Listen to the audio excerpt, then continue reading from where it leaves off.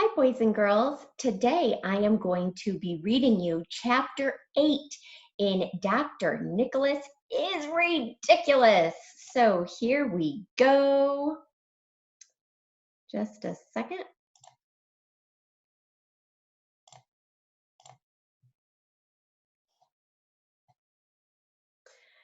Okay, pre-reading. Look at the front cover and the illustrations throughout the book. Make a prediction of what you think this book might be about. You probably have already done that. So maybe you're thinking about predictions for what's going to happen next in the story. Chapter 8, The Study Buddies. We should form a study group. I couldn't believe those words actually came out of my mouth, but it made sense. We all know what was going to be on the test. If we learned the answers together, we'd get them all right, and we could save our school. Let's have the study group at my house after school this afternoon, said Andrea. We can call ourselves Study Buddies. Ugh. One time, I had to put on a jacket and tie and go to Andrea's house for her birthday party. I was so bored that I started throwing snails into the garbage can and hit Emily in the head with one. But I agreed to go over to Andrea's house again to save our school. Mom, I said when I got home, can you drive me over to Andrea's house? What? My mother shouted. You always say you don't like Andrea. Why do you want to go over to her house? We're having a study group. What? My mom rushed over and put her hand on my forehead. Moms are always putting their hands on your forehead. Nobody knows why. Are you feeling okay, AJ? You always say you hate studying. Maybe you're coming down with something. You need to rest in bed.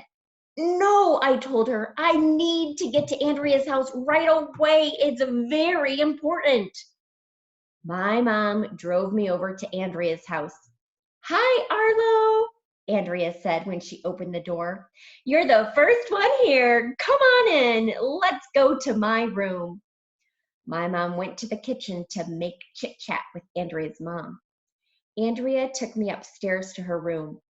It was the weirdest place in history of the world. There were books and encyclopedias and Barbies and all kinds of pink stuff everywhere. I thought I was going to die. Luckily, ding dong, the doorbell rang. It was Ryan and Michael. Andrea and I ran downstairs to let them in. Oh, Ryan said, AJ got to Andrea's house first. They must be in love. When are you two study buddies gonna get married? Asked Michael. If you guys weren't my best friends, if those guys weren't my best friends, I would hate them. Soon the others showed up and we went to Andrea's basement. And you'll never believe me, in a million hundred years, what was down there? A classroom! There was a big whiteboard on the wall and desks, encyclopedias, posters, and a computer. There was even a flag, so Andrea could pledge the allegiance at home. Who has a classroom in their basement? What is Andrea's problem? We all took seats. Andrea went up to the whiteboard and wrote, "History is fun" on it. I'd like to call this meeting of the study buddies to order, she said. Who can tell me the name of the first president? Wait a minute, I shouted. You're not a teacher. But I know all the answers for the test, Arlo, Andrea said. Do you? Sure I do, I told her. Oh, yeah, Andrea said. Who was the first president? Abraham Lincoln, I said. So na boo boo on you. Everyone laughed, even though I didn't say anything funny. It was George Washington, Neil whispered to me. I knew that, I lied. Bummer in the summer. I want to go to Antarctica and live with the penguins. We went over all the questions that were on the test, And I found out that I got a few of them wrong the first time. I learned that we fought England in the Revolutionary War, not the Galactic Empire. I learned that if the president dies, the vice president becomes president, not Chuck Norris. I learned that Thomas Edison invented the light bulb, not Bob Lightbulb.